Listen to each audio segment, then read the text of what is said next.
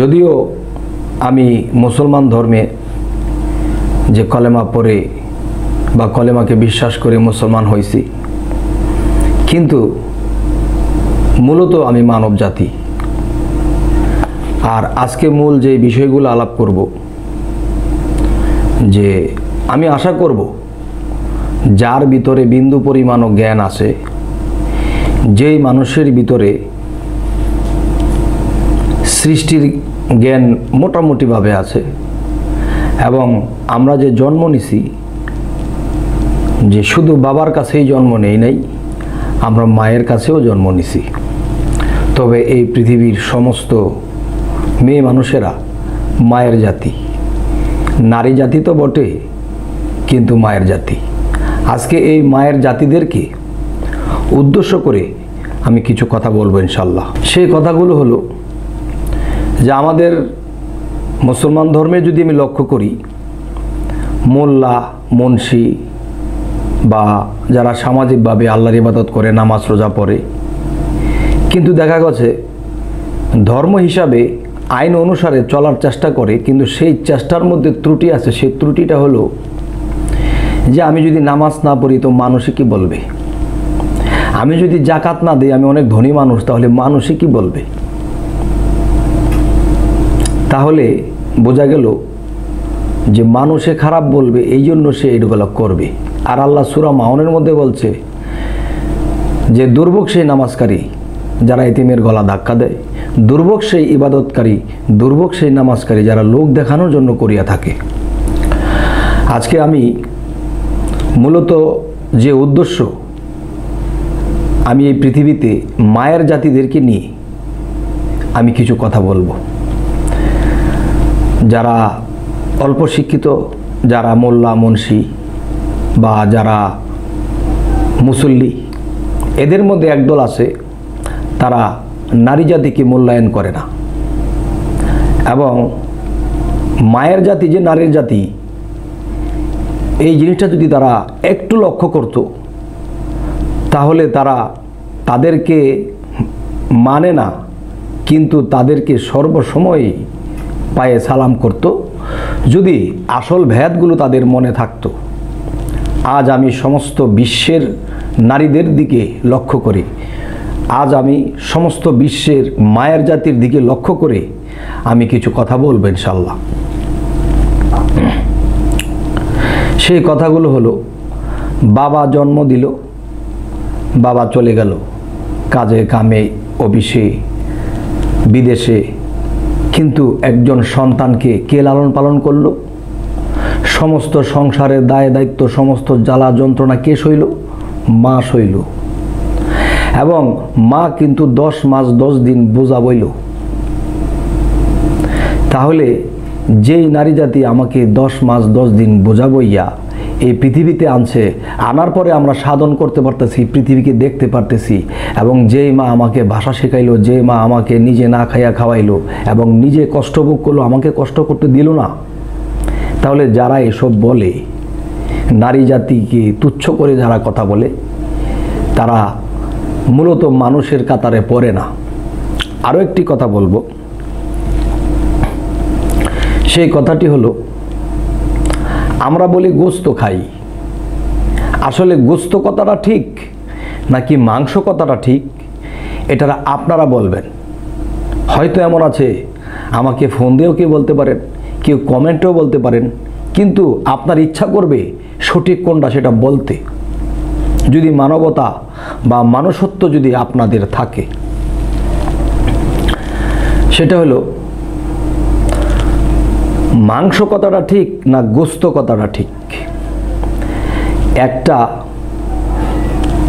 পুরুষ হোক বা নারী হোক, এই যে আমি পুরুষ হইয়া আজ বসে এই বক্তব্য দিতেছি, আমার শরীরে যদি আমি আঘাত করি, তাহলে চামড়া বা মাংসের মধ্যে আঘাত লাগে। মাংস মানে মায়ের যে অংশ, এটাকেই বলে মাংস। আর মা সবসময় সইয়াই গেল। যখন আমাকে কেউ লাঠি দিয়ে আঘাত করে, তাহলে মা নামের যে মাংস সে আগে সয়, বাবার যে অংশ হাড্ডি বাবার যে অংশ হাড্ডি, তাহলে আগে মায় সয়, এরপরে হাড্ডিতে লাগে, তারপরে বাবা পর্যন্ত পৌঁছায়। তাহলে আগে এই আঘাত কে সইল? মা সইল। এই জন্য এটাকে গোস্ত বলা উচিত না, মাংস বলা উচিত। কারণ মাংস যেটা মায়ের অংশ দিয়া আমার শরীরের উপরে, হাড্ডির উপরে যে মাংস বইছে, যদি কোনো জায়গায় ব্যথা পাই, যদি কোনো জায়গায় আমি আঘাত পাই, তাহলে এই মাংস যে মায়ের অংশ এটি আগে সয়। যদি এতটুকু কোনো মানুষের জ্ঞান থাকে, তাহলে নারী জাতিকে কখনোই তুচ্ছ করবে না। নারী জাতিকে মায়ের নজরে দেখবে। যে আমি যখন একটা নারীকে আঘাত করব, তখন বুঝতে হবে যে আমি মায়ের অংশকে আমি আঘাত করতেছি। আমি যদি কোনো অবিচার করে কাউকে আঘাত করি, তাহলে মনে করতে হবে যে আমি আঘাত করলাম কই তার চামড়ায় লাগলো, তার হাড্ডিতে লাগে নাই, তার হাড্ডিতে লাগে নাই, তার কোথায় লাগছে? মাংসের মধ্যে লাগছে। তাহলে মায়ের যে অংশ এটার মধ্যে আগে লাগছে, এরপরে এই মাংস ভেদ যখন করবে তখন হাড্ডিতে লাগবে। বাবা পর্যন্ত পৌঁছতে অনেক দেরি, কিন্তু মা কিন্তু সর্ববিষয়ে সর্বদিক দিয়ে সইতেছে। আজকে যারা নারী জাতিকে তুচ্ছ করে, মেয়েরা কি, মেয়েরা আসলে কিছুই না, এগুলাই পৃথিবীতে বলদ, এদের জ্ঞান নাই। আবার কারো আছে, তারা জ্ঞান আছে, জ্ঞান রাখার পরেও দলের সাথে মিশতে যাইয়া তাদের বলতে হয়, কিন্তু তারা বলতে ইচ্ছুক না, তবু বলতে হয়। তাই আমি বলবো, ইচ্ছাই হোক অনিচ্ছাই হোক, মায়ের জাতি নারী জাতিকে কখনো অবহেলা করবেন না। আরও একটা মূলের বিষয় যাই। আল্লাহ জাত, মুহাম্মদ সিফত। আল্লাহ বলছে যে আমার সাথে সিফাতি নূর মিশিয়া ছিল, তার মানে আল্লাহর সাথে সেই নারী শক্তি লুকায়িত ছিল। তখন তার থেকে যখন মুহাম্মদী নূর আলাদা হইল, তখন সিফাতি নূরকে ভাগ করা হইল। আর সিফাতি নূরটাই হলো নারী শক্তি, আর জাতি শক্তি আল্লাহ স্বয়ং। তাহলে আমরা এই পৃথিবীতে আসছি, সর্বপ্রথম মুহাম্মদী নূর যদি সৃষ্টি না হইতো, তাহলে জগৎ সৃষ্টি হইতো না। তাহলে মুহাম্মদী নূরটাই সিফাতি নূর, আর সেই নূরটাই নারী। এবং সেই প্রকৃতি যেমন নারী সুন্দর, তেমনি এই সমস্ত প্রকৃতি সুন্দর। এই মুহাম্মদী নূর থেকে যখন সমস্ত কিছু সৃষ্টি করা হয়েছে, তাহলে সৃষ্টি কত সুন্দর। এই সুন্দর একটা ফুল বা সুন্দর একটা গাছ বা সুন্দর কিছু দেখলে যেন আমরা যত্ন করে রাখি, ঠিক মায়ের জাতি নারী জাতিকেও আমাদেরকে যত্ন করা উচিত, সম্মান করা উচিত। কারণ আমার মতো একটা পুরুষ ব্যক্তিও, আমি সেই মায়ের গর্ভে জন্ম নিয়ে আসছি, আমি মায়ের বুকে পাড়া দিয়া আমি পৃথিবীতে আসছি, আইসা আমি আল্লাহকে ডাকি আর নারীকে বকি। তাহলে আল্লাহ কইতেছে যে তুমি যার পেটে দিয়া জন্ম নিয়ে পৃথিবীতে আইছো, তুমি আমাকে ডাকতে পারতেছো, আমি তোমার উপরে খুশি হইলে তোমাকে বেহেশত দিব, তোমাকে জান্নাত দিব। আর তুমি যার বুকে পাড়া দিয়া, যার পেটে কষ্ট দিয়া তুমি আসছো, তুমি তাকে অবহেলা করছো, তখন আমাদের আর জাহান্নাম ছাড়া কোনো উপায় থাকবে না।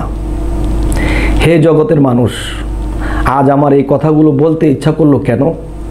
আমি কিছুদিন আগেও শুনলাম যে নারী জাতিকে তুচ্ছ করা হয়েছে। তাহলে এই নারী জাতিকে যারা তুচ্ছ করা হয়েছে, আমি আশা করব আমার এই কথাগুলো শুনে তারা শুধরে যাবে ইনশাআল্লাহ। আর যদি তারা শুধরাইয়া যায় এবং পরবর্তী পরজন্মে যারা আসবে, তারাও যদি আমার এই বক্তব্যগুলো শোনে আর যদি সেই নারী জাতিকে সম্মান দেয়, তাহলে হযরত মুহাম্মদ সাল্লাল্লাহু আলাইহি সাল্লামকে সম্মান দেওয়া হবে। কারণ সেই সিফাতি নূরে নারী শক্তি নিয়ে পৃথিবীতে নবী সাল্লাল্লাহু আলাইহি সাল্লাম আসছে। তাহলে আমরা যদি জান্নাত চাই বা আমরা পরপারে উন্নত মানের স্থানে পৌঁছাতে চাই, তাহলে অবশ্যই নারী জাতিকে আমাকে সম্মান দিতে হবে। আর এই কথাগুলো বলে আজ আমি রাখলাম।